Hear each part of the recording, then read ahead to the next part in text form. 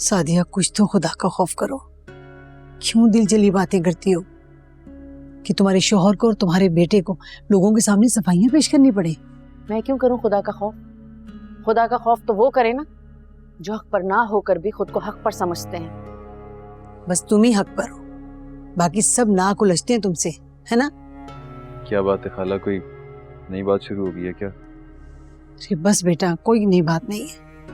मुझे तो सिर्फ ये बात समझ में नहीं आती कि अरबाज भी हमारा दामाद है, वलीद भी हमारा दामाद है और रिश्ता भी दोनों का एक है, फिर रुतबा अलग अलग क्यों है?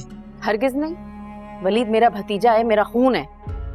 और ये अरबाज, इसका तो कुछ अता पता ही नहीं है, ना आगे का ना पीछे का। पता नहीं किन की औलाद है किन की नहीं, हम क्या जाने। और अगर वाकई किसी खानदानी माँ बाप की औलाद होता ना तो ये हरकत ना करता जो उसने की अपने पालने वालों के साथ। और खबरदार खबरदार,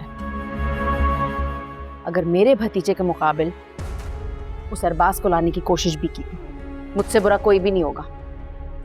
वैसे सादिया, तुमसे बुरा कोई है भी नहीं। एक को तुमने सर पे बिठाया हुआ है और एक को जूते की नोक पे रखा हुआ है। हो ना पागल? खुदा की कसम खाला, ये बात मैंने समझा समझा के थक चुका हूँ, पता नहीं समझ क्यों नहीं आती।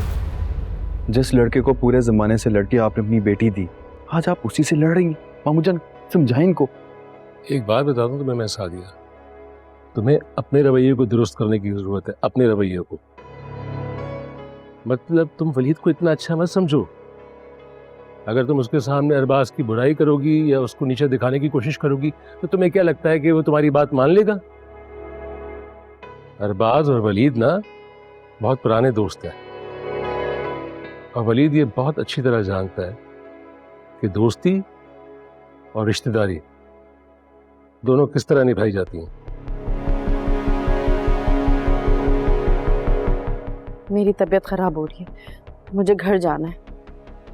मुराद, अपनी माँ को घर ले जाओ, और रमला और नियाज हुसैन की फिक्र मत करो, उन दोनों को वापसी पे मैं ड्रॉप कर दूंगा, ठीक है? जाओ, तुम जाओ। चलो भाईजान, मैं भी इनके साथ ही जा रही हूँ, आप सब कुछ देख लीजिएगा। आपका बहुत बहुत शुक्रिया बहन, आप जाइए प्लीज।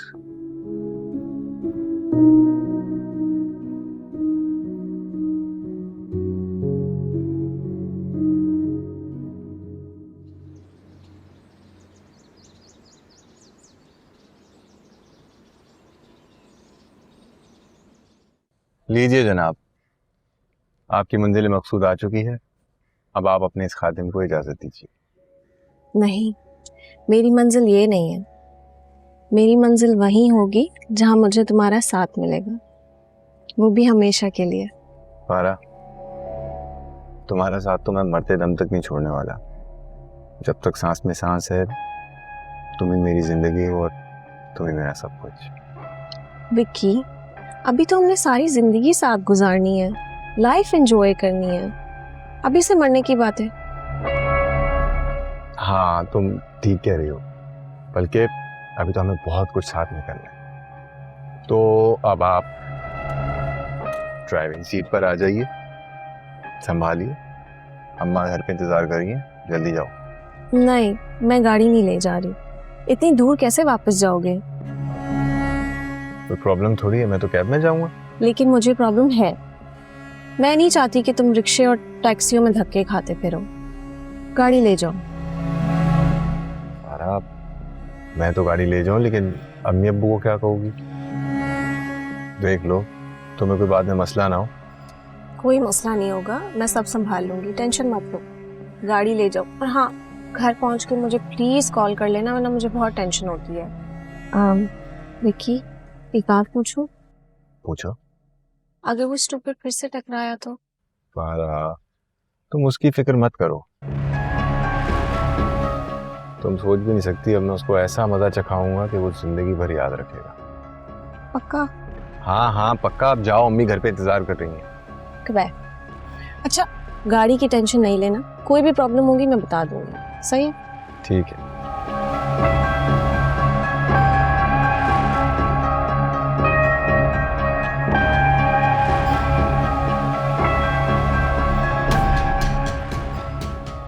जाओ फारा बीबी, अभी तुमने देखा ही क्या है। खुद को बहुत होशियार समझ रही हो ना तुम,